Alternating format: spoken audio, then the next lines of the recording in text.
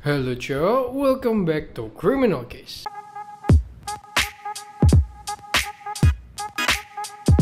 Hari ini gue bakal bahas seorang serial killer lagi. Tapi kali ini pelakunya nggak cuma satu coy, tapi dua. Itu pun mereka pasangan coy. Dan nanti di kasus ini kalian juga bakal lihat gitu ya, seberapa penting milih pasangan yang bener ya. Milih lingkungan yang bener tuh penting banget coy. Karena salah satu dari pasangan penjahat ini ya, si ceweknya itu tuh tadinya orang yang baik-baik aja coy. Bener-bener taat agama, orangnya nggak neko-neko, lurus-lurus saya lah, lempeng-lempengnya. Nah, waktu kenalan sama si cowoknya, mulai cok. Dari yang tadinya taat agama, lempeng-lempeng baik, tiba-tiba ngambil nyawa orang cok. Dan ya, nggak usah banyak basa-basi, penasaran kok bisa sampai terpengaruh sampai segitunya si cewek ini, dan kenapa kok bisa sampai ngambil nyawa orang gitu ya si pasangan ini. Penasaran gimana ceritanya? Makanya tonton terus sampai habis. Oke, kalau udah langsung aja ke ceritanya. Jadi di tanggal 7 Oktober tahun 1965 di sebuah kota di West Yorkshire di UK ya, di Inggris, polisi di daerah itu tuh dapat telepon dari seorang pria bernama David. Jadi di telepon ini si David nih kedengeran kayak panik banget gitu. Dia bilang kalau semalam suami dari adik iparnya bernama Ian Brady baru aja ngambil nyawa seseorang cok. Jadi si David ini cerita kalau dia tuh semalam disuruh bantuin beresin jasadnya itu. Dikasih tahu semua detailnya, si Ian ini tinggalnya di mana, ngumpetin jasadnya di mana, segala macamnya lah. Nah, nggak lama polisi datang nih ke rumahnya si Ian Brady, diketok. Yang bukain itu istrinya bernama Mira. Si Mira nih bilang, oh iya ada apa-apa. Nah di sini karena polisi ini nggak punya search warrant, jadi polisi itu bilang alasannya polisi itu lagi nyari senjata yang mau dipakai buat barang bukti gitulah. Dan katanya tuh ada di perumahan daerah sini, makanya setiap rumah yang ada di sini tuh digeledahin satu persatu. Ya udah dong, si Mira mikir, oh ya udah silahkan masuk ya kan. Polisi langsung tuh geledahin satu persatu ruangan yang ada di rumah itu. Oh digeledahin satu-satu, dibukain ya kan. Nah ada satu ruangan yang pas mau dibuka itu pintunya kekunci cok. Tanya dong polisi ke si Mira, loh ini kuncinya mana kok nggak bisa dibuka? Si Mira bilang, oh aduh kuncinya tuh ketinggalan di kantor saya tempat kerja pak, saya nggak punya kunci serepnya. Tiba-tiba si Ian Brady itu datang nyeletuk gini cok, oh enggak pak, saya ada kuncinya nih, dibuka aja. Kasih kuncinya, buka sama polisi. Waktu dibuka, polisi ngelihat ada jasad seorang pria remaja, cok. Ngelihat ini langsung kan si Ian ditangkap ya kan, dibawa ke kantor polisi, langsung diinterogasi. Awalnya si Ian ini nggak mau buka mulut, cok. Setelah beberapa kali diteken, si Ian tuh baru cerita semuanya, detail-detailnya. Nah ini gue ceritain dulu dari backgroundnya si Ian Brady dulu ya. Kenapa kok dia bisa sampai ngambil nyawa? Kenapa dia kok bisa sampai bisa bareng-bareng gitu sama pacar ngambil nyawa orang ya kan. Karena ini nanti nyambung semua nih. Jadi Ian Brady itu lahir pada tanggal 2 Januari tahun 1938 di Glasgow, Skotlandia. Nah waktu lahir si Ian ini namanya Ian Duncan Stewart, bukan Ian Brady ya. Ibunya Ian ini bernama Margaret Stewart, dan biasanya tuh si Margaret dipanggilnya Peggy ya. Nah si Peggy ini, si mamahnya Ian tuh kerja sebagai pelayan kafe ya, dan identitas suaminya itu gak ada yang tahu. Karena katanya si Peggy ini bapaknya meninggal 3 bulan sebelum Ian itu lahir lah. Dan waktu si Ian lahir ini bisa dibilang keadaan ekonominya si Peggy ini lagi parah banget ya, lagi sangat tidak baik-baik aja lah ya, karena keadaan ekonominya Peggy ini lagi parah banget gitu ya. Boro-boro ngidupin si Ian yang baru lahir, ngidupin dirinya sendiri tuh udah susah banget. Akhirnya beberapa bulan setelah Ian lahir, udah ditahan-tahanin gitu, akhirnya Peggy menyerah ya. Dia terpaksa harus nyerahin si Ian ke keluarga lain buat ya dijadiin anak angkat gitulah ya. Dan suami istri yang ngangkat si Ian sebagai anak itu bernama John dan Mary Sloan. Dan bahkan semasa kecilnya si Ian ini juga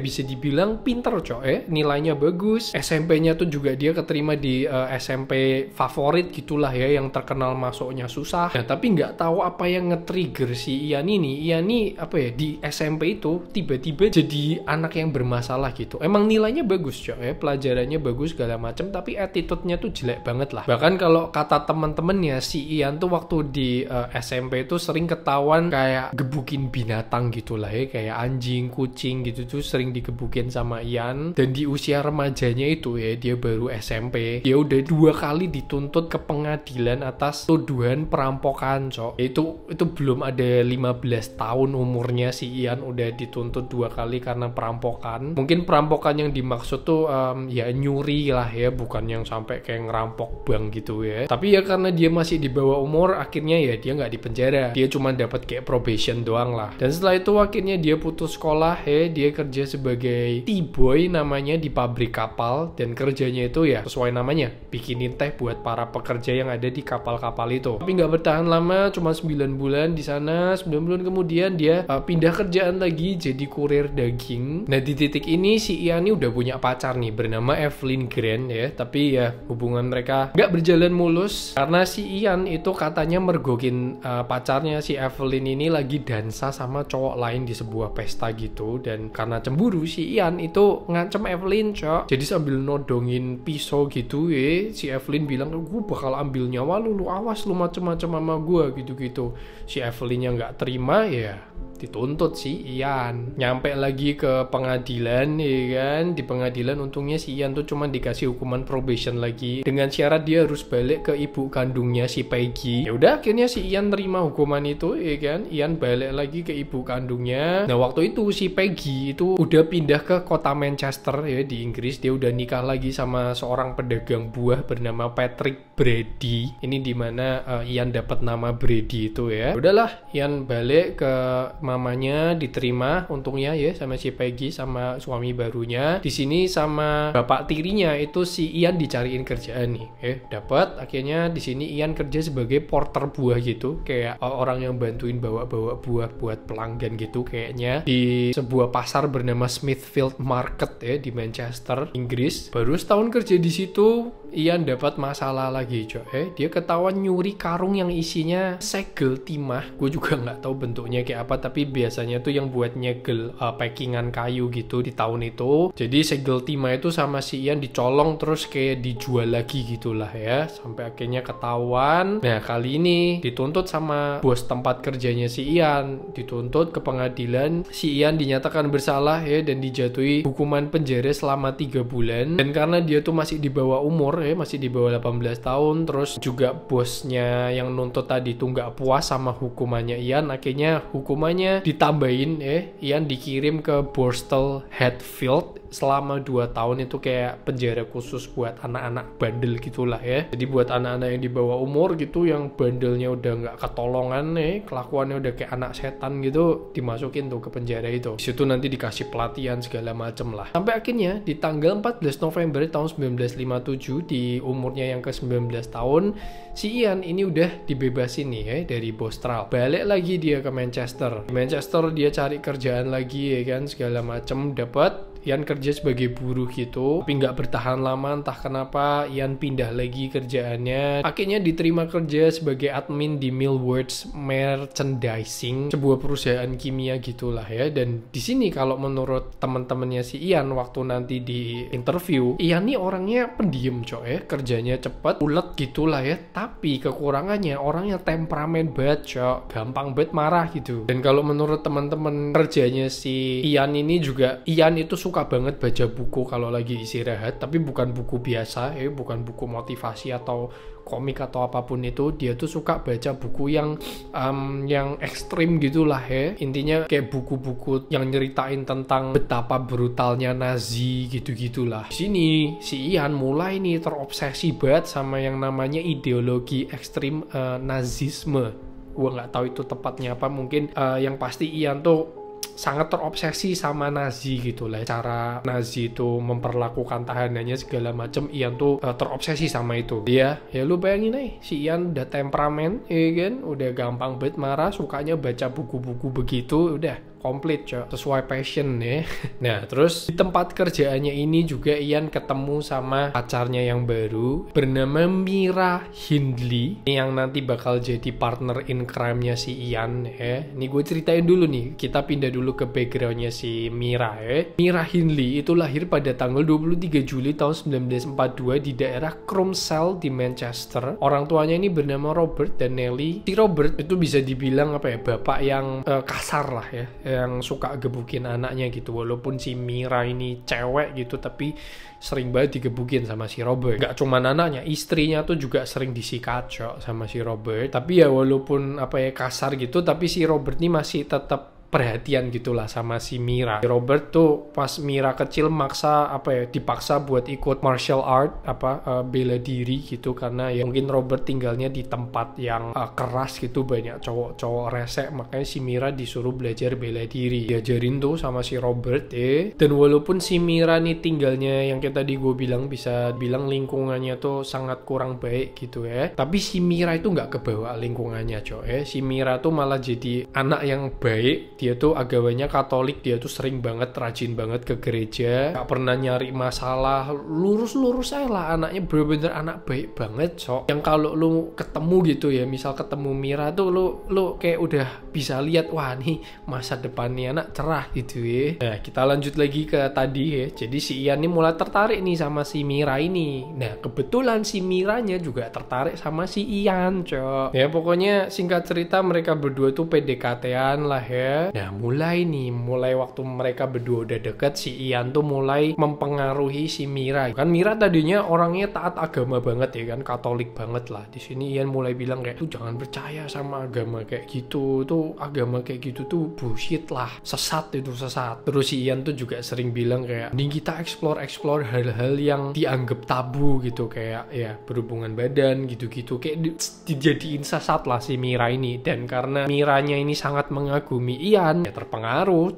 udah gitu kan hampir tiap hari ketemu tuh di tempat kerja ya kan. Awalnya yang Mira nih mungkin kayak nggak kepengaruh gitu, karena ya ketemu tiap hari diomongin gitu terus, Miranya juga suka sama Ian ya kan, kepengaruh juga akhirnya. Sampai akhirnya mereka pacaran di bulan Juni tahun 1963. Akhirnya mereka berdua tuh mutusin buat tinggal bareng Dia tinggal di rumah di daerah Bannock, Gorton masih di Manchester nih. Mereka tuh tinggal bertiga, si Ian, Mira, sama neneknya Mira. Jadi mereka numpang di rumah neneknya Mira lah. Nah semakin lama ada suatu hari gitu ya, si Ian ini lagi baca buku berjudul Compulsion. Itu tuh tentang buku novel kriminal yang nyeritain tentang dua mahasiswa hukum dari keluarga kaya raya yang nyulik dan ngambil nyawa anak kecil dengan tujuan buat ngebuktiin kalau mereka itu bisa ngelakuin kejahatan yang sempurna. Baca ini si Ian langsung tertarik gitu kan, si Ian langsung ngomong ke Mira kayak, wah nih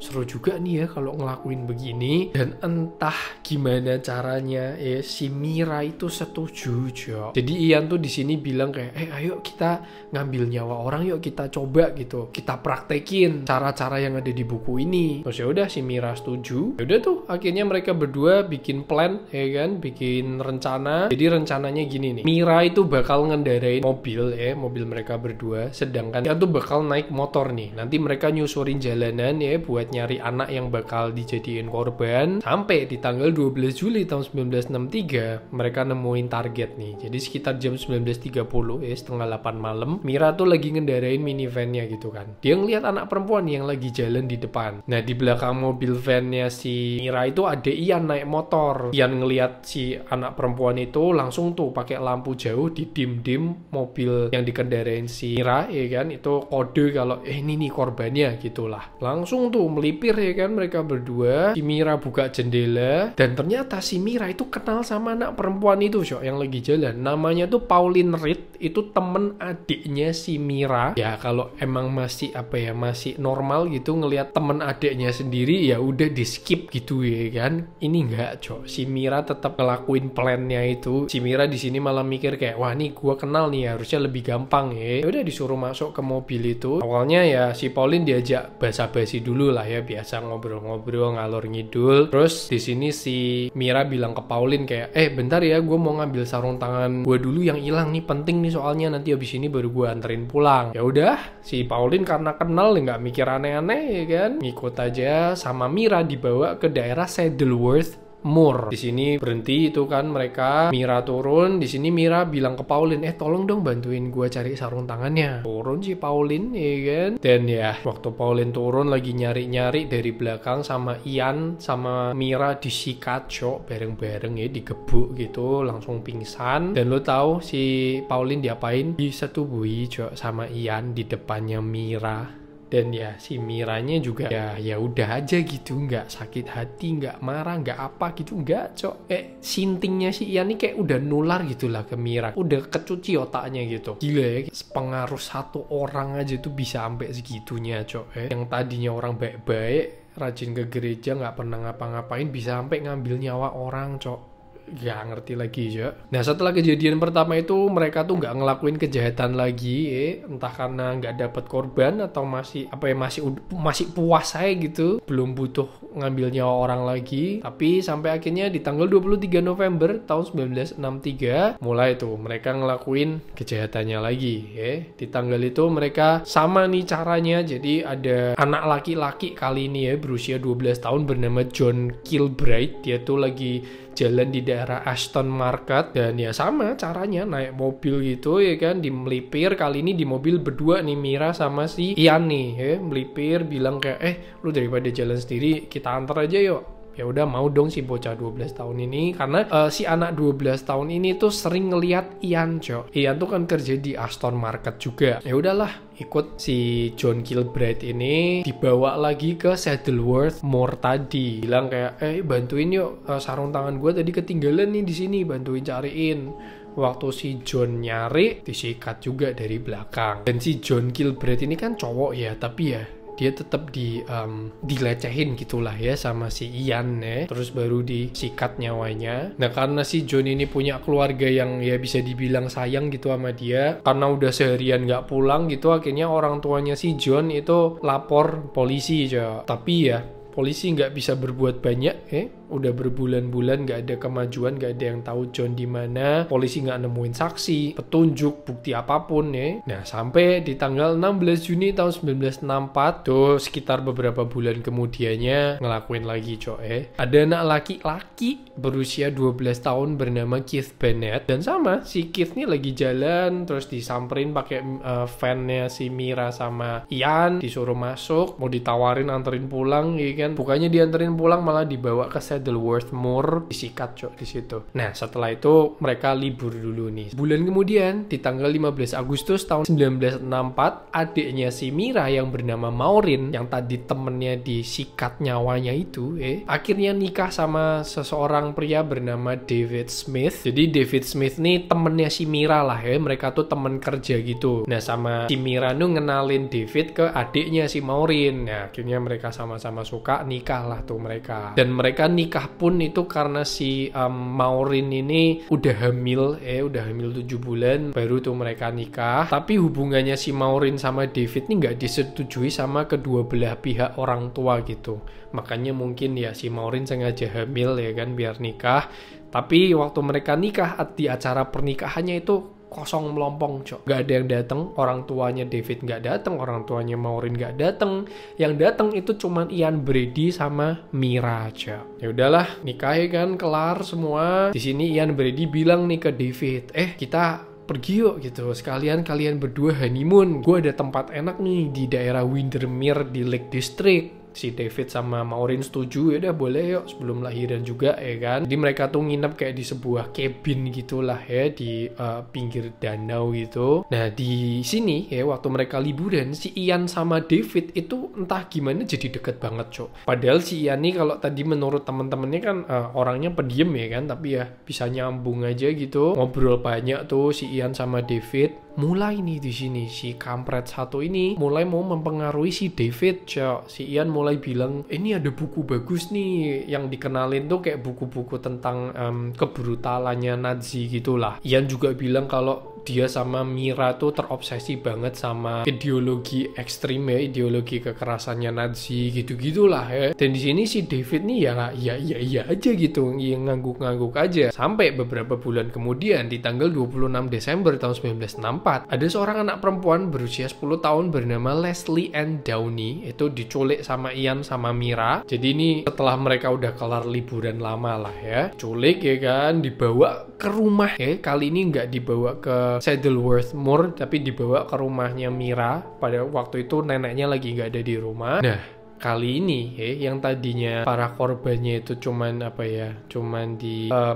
disetubui doang terus disikat nyawanya, kali ini waktu disetubui itu divideoin, coy. Dan yang ngevideoin itu Mira, yang ngevideoin suaminya sendiri lagi ya begituin orang lain gitu, cok. Direkam ya kan, dan bahkan direkamannya si Leslie tuh ya, di video terakhirnya tuh Leslie sambil nangis banget. Dia bilang kayak, tolong lepasin saya gitu, saya nggak bakal lapor polisi, saya cuma pengen pulang gitu-gitu, sambil nangis-nangis. Tapi ya nggak dibiarin pulang, si Leslie disikat. Nah, jadi di tanggal 6 Oktober tahun 1965, Ian sama Mira lagi-lagi nyulik anak laki-laki berumur 17 tahun bernama Edward Evans. Jadi si Ian sama Mira ketemu Edward itu lagi di sebuah bar gitulah ya. Di sebuah bar si Edward lagi celeng-celeng gitu ya kan, ditawarin sama Mira gitu, mau nggak lu pulang ke rumah sama adik gua nih. Jadi si Ian tuh dikenalin sebagai adiknya gitu ya, sama adik gua nih, pulang ke rumah gua ya. Namanya anak umur 17 tahun nih kan, masih penasaran. Ya udah ikut aja. Sampai ke rumah si Edward diikat ya kan. Terus di sini Ian bilang Mira kayak panggilin David dong. Jadi David sama Maureen itu tinggalnya deket banget nih sama si Ian sama Mira. Tinggalnya tuh kayak beda beberapa rumah doang lah gitu ya, satu komplek. Disuruh sama Ian kan, panggilin David dong. David suruh kesini, terus kamu tunggu di mobil ya. Gitu. Si Mira disuruh nunggu di mobil. Ya udah, Mira keluar rumah panggilin David. David masuk rumah, si Mira nunggu di mobil. Pas masuk, si David syok, cok. Jadi di sini Ian tuh mikirnya kayak, wah ini David kayaknya udah terpengaruh nih sama gua nih. Seneng kan mau punya temen partner in crime baru kan. Kayak Ian nih mikir kayak David nih kayak tinggal butuh dorongan sedikit lah ya. Makanya disuruh ikut ngambil nyawanya si Edward ini. Dan yaudah, diambil nyawanya segala macam. Si David ngeliat itu semua, udah disikat nyawanya, dibungkus semua, dirapiin, disimpan di salah satu ruangan yang ada di rumah itu. Ruangannya dikunci. Nah, sayangnya sebenarnya si David itu nggak terpengaruh sama Ian, cok. Si David nih pas masuk ke rumah itu, dia tuh bilang kayak sebenarnya ya dia tuh kaget gitu, kayak kok nih ada orang diikat. Nah, waktu si Ian ngambil kapak yang biasa buat nebang pohon itu, dia kaget kan si David ini mau apa gitu, mau diapain. Waktu si Ian nyikat nyawanya si Edward pakai kapak itu, si David kaget, cok. Tapi di sini David nih dia panik, dia takut, tapi dia nggak mau nunjukin gitu, karena takutnya kalau si David nih kelihatan panik, dia tiba-tiba kabur, nanti dia malah jadi korban selanjutnya, ya kan? Ya ini pinter sih ya, dia bisa ngontrol paniknya gitu. Ya udah, akhirnya si David nurut aja, pura-pura iyain doang lah, padahal ya tuh panik banget. Dia bantu beresin jasadnya segala macam. David pulang, mungkin karena moralnya nggak kuat gitu ya. Akhirnya besok paginya si David telepon polisi, cok. Terus polisi datang, lanjut tuh ke yang tadi awal-awal digeledahin segala macam. Nah, si Ian dibawa ke kantor polisi kan, sedangkan si Mira juga dibawa ke kantor polisi, rumahnya digeledah, dan di rumahnya polisi itu nemuin ada bukti yang yang sangat amat kuat. Jadi ternyata selama ini si Mira itu sering nulis diary, cok, tentang gimana dia ngambil nyawa korban, tanggal berapa ngambil korbannya, namanya siapa, di mana, ada fotonya bahkan, fotonya Ian sama si korban itu. Terus ada juga rekaman suaranya si Mira yang lagi nyeritain semua kejadiannya, dari tanggal berapanya segala macam, komplit lah. Dan ya ini udah bukti yang udah nggak bisa elak lagi, cok. Udah nemu buktinya, ini langsung ke kantor polisi. Si Ian yang tadinya nggak mau ngaku langsung dilabrak. Nih istri lu udah nulis diary, ini ada rekaman suara istri lu segala macam. Di sini Ian diem doang ya. Di sini polisi bilang kan, tunjukin kita di mana lu ngubur jasad para korban ini. Si Ian ini malah ketawa doang. Si Ian bilang kayak, ya lu cari sendiri lah, lu kan polisi kan, ya gimana sih gitu-gitu. Malah diceng-cengin si Mira juga tutup mulut, dia nggak ngomong apa-apa. Gila ya, si Mira bener-bener bisa berubah 180 derajat. Ngeri bisa buat pelajaran lah ya buat kita semua ya. Kalau milih lingkungan, milih temen, milih pacar apalagi, hati-hati lah ya. Sampai akhirnya di salah satu catatannya si Mira tuh ada nyebut kalau mereka tuh ngambil nyawanya di Saddleworth Moor ya. Setelah dibaca semua sama polisi, udah tuh disamperin ke Saddleworth Moor dan ketemu, walaupun butuh waktu berjam-jam, tapi ketemu beberapa jasad yang dikubur di situ. Salah satunya Leslie Ann Downey. Sampai akhirnya tanggal 6 Desember tahun 1965 ya, polisi udah punya bukti yang sangat cukup ya kan. Polisi juga berhasil nemuin 3 jasad. Terus ya udah Ian sama Mira dibawa ke pengadilan ya kan. Sidangnya ini berlangsung selama 2 minggu dan dengan semua bukti yang ada dari pengakuannya Mira juga, jasad yang udah ditemuin, akhirnya Ian Brady dinyatakan bersalah karena udah ngambil nyawa 3 orang itu. Sedangkan si Mira Hindley itu juga dinyatakan bersalah atas pengambilan 2 nyawa karena mungkin yang satunya nggak ikutan atau gimana, nggak tahu lah. Tapi ya hukumannya sama ya, mereka tuh di penjara seumur hidup. Dan BTW 3 jasad yang ditemuin tadi itu belum semuanya ya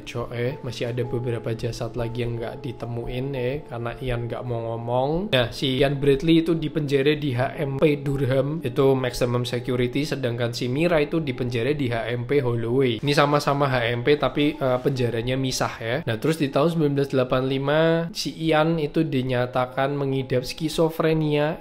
Dia akhirnya dipindahin ke rumah sakit jiwa bernama Ashford. Itu kayak semacam penjara buat orang-orang yang sakit jiwa gitulah ya. Dan ya sampai akhirnya tanggal 15 November tahun 2002, setelah ngabisin waktu 36 tahun di penjara, Mira Hindley itu akhirnya meninggal dunia di penjara di umur yang ke-60 tahun karena penyakit jantung. Terus 15 tahun kemudian di tanggal 15 Mei 2017 di usianya yang ke-79 si Ian meninggal dunia karena penyakit paru-paru. Dan selama dihukum Ian ataupun Mira itu sama sekali nggak nunjukin rasa nyesel gitu ya. Mereka tuh masih tetap hehehe gitu, nggak ngerasa bersalah Yang gue gumun tuh ya si Mira dari orang yang baik-baik gitu ya kan, yang lurus-lurus aja, karena pengaruh satu orang doang bisa sampai begini hancur hidupnya Dan ya itu tadi kisahnya Ian sama Mira. Gimana menurut lu ya? Komen di bawah ya. Semoga bisa buat pelajaran lah ya buat kita semua. Kalau nyari temen atau pacar atau siapapun itu hati-hati, jangan sampai kayak Mira gitu yang harusnya hidupnya baik-baik aja malah hancur ketemu Ian Dan ya gimana menurut lu semoga bisa mengantarkan kalian tidur semoga bisa menghibur kalian juga. Jangan lupa di like, jangan lupa di subscribe, share juga ke teman kalian. See you on the next video.